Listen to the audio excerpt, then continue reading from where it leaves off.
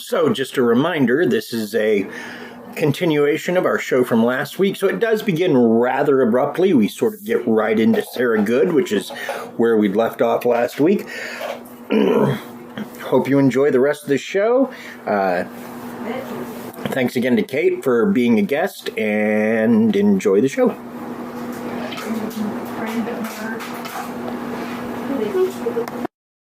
So, let's go to Sarah Good. Now, Sarah Good, as I said, was homeless.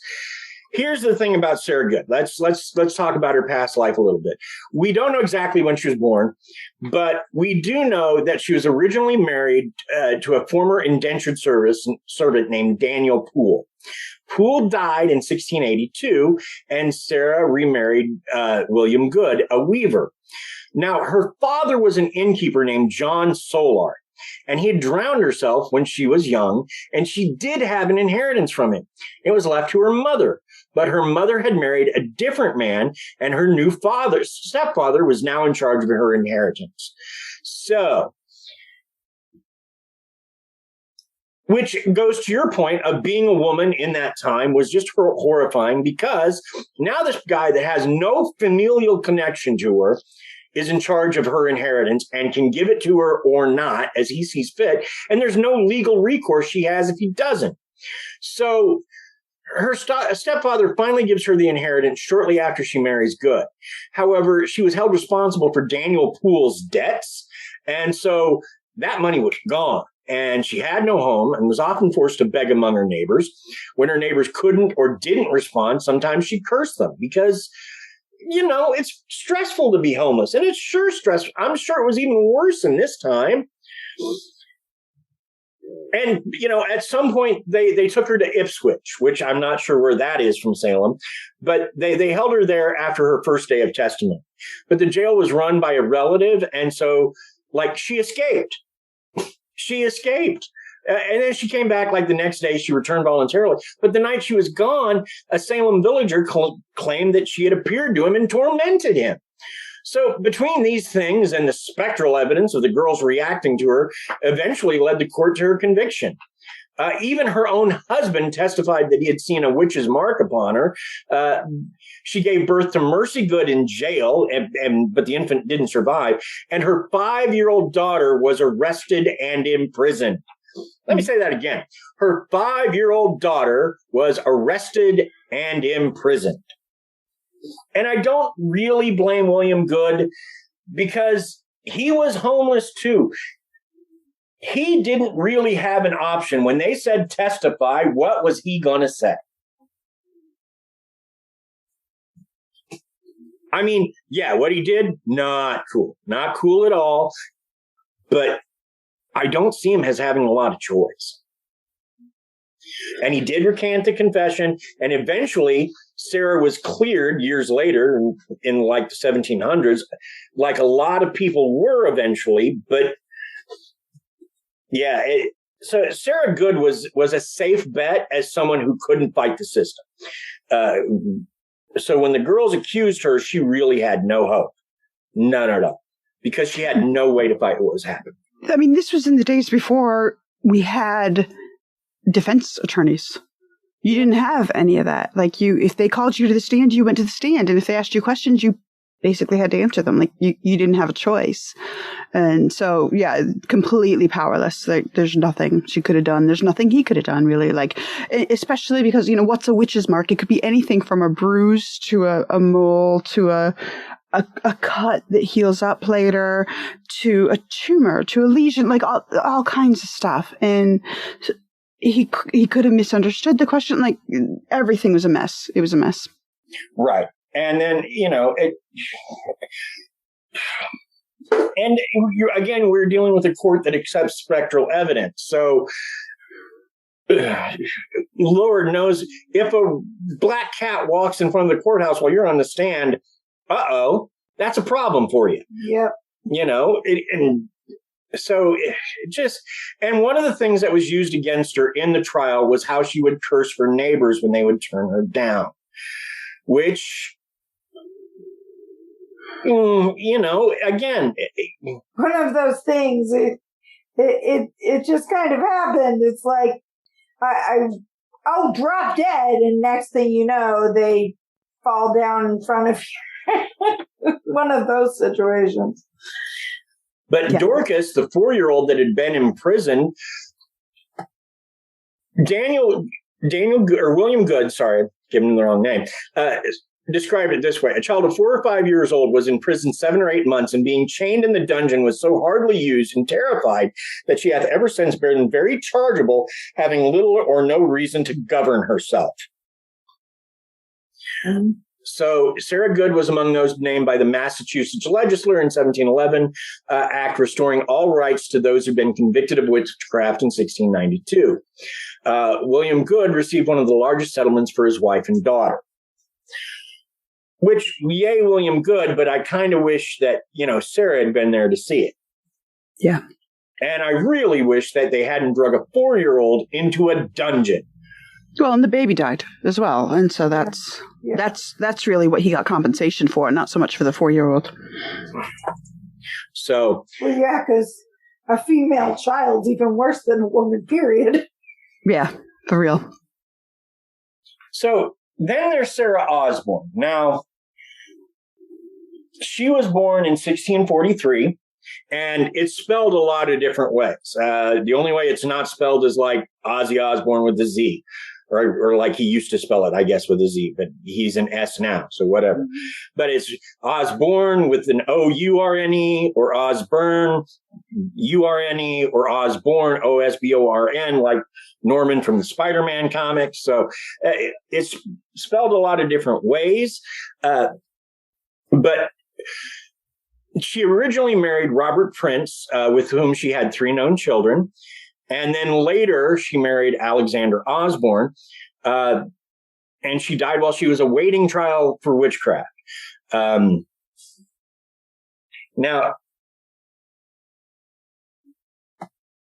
the accusation was that she was one of the first people accused, at which they were ready to believe she hadn't been to church in 3 years. But she couldn't go. I mean, she was really, really sick.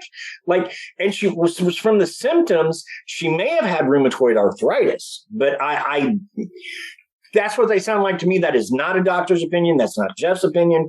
I just read some of the symptoms of what she had, and to me, some of it sounds like rheumatoid arthritis, which if that's the case, you guys get winners there. And pardon my French, I'll have to beep that.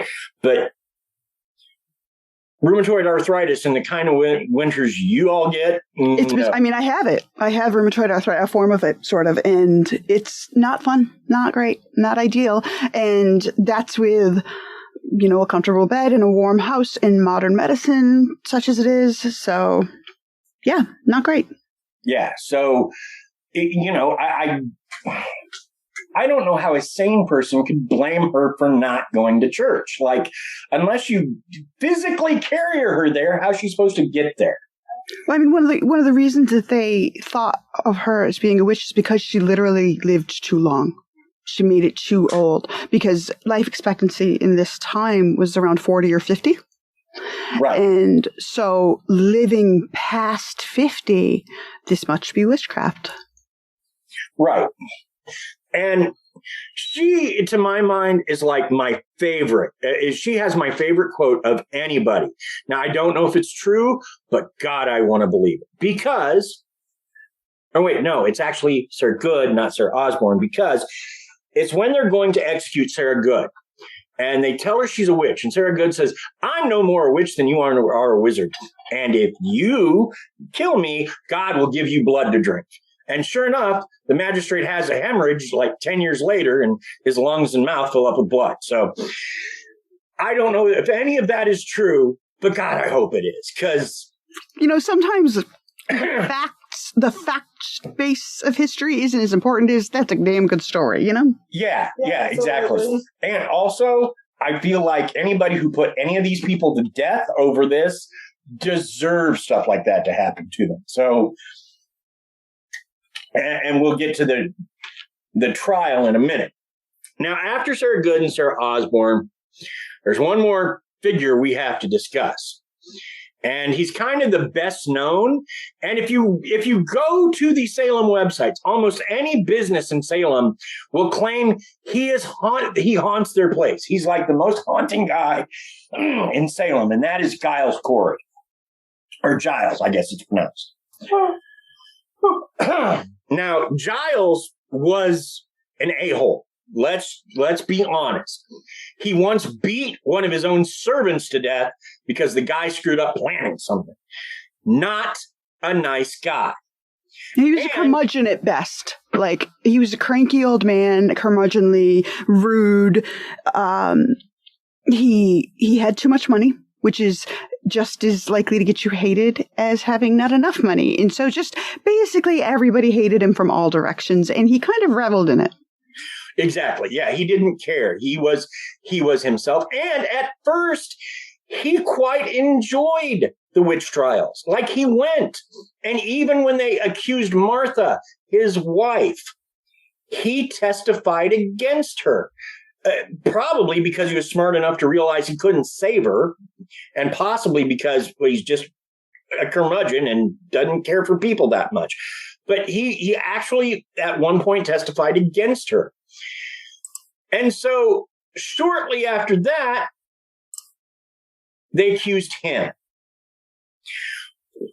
At that point, he sees the writing on the wall. So he deeds his property to his sons because he's seen what's going down. Now, at this point, and that brings in something else we have to talk about. Anybody with money who has gone before this tribunal, they have lost significant portions of it, and a lot of it has gone to the Corwin family. And Giles Corey sees this, knows it's happening, so he's deeding his property to his kids. He is going to protect him. And so then he goes to the trial. And after a while, he realizes that they don't care what he's saying. So he decides he's going to stand mute, which was a legal defense at the time. Basically, I'm not saying anything. Well, in England, the response to someone standing mute was peine et. And I may be pronouncing that wrong. It's French, and I haven't tried to say French since I was in high school. Yeah, peine et. Yeah, but it's more. It can be pronounced more as Latin as well. It's fine. But you effectively have to plead. You have to. What say ye, sir? Right. And so he stood mute, and so peine et is what it means. Basically, is harsh punishment. So. And the typical thing was to press somebody, which is you strip them naked, you put a board on top of them, and then you just begin piling on rocks. It could mean, to be clear, peine forte in England could mean anything, whatever you felt like you could do short of killing them to get a confession or a plea out of them. And this, again, like you were saying before, this was the Salem villagers' version of enlightened criminal justice, where we're only going to press it out of him. We're only going to make him uncomfortable. He's this frail old man. We're going to make him plead. And they thought it'd be done in a matter of minutes. Right. And he sort of surprised them because at first, if I understand what I'm reading correctly, and I may not, because I have read this so many different ways to try to get the best form, but if I understand it correctly, at first he's basically arguing with them on a polite level. There is no other way for this to end but my death. I am not going to plead, so you might as well just kill me. Just kill me. That's what you should do, because I'm not going to plead. And later, by the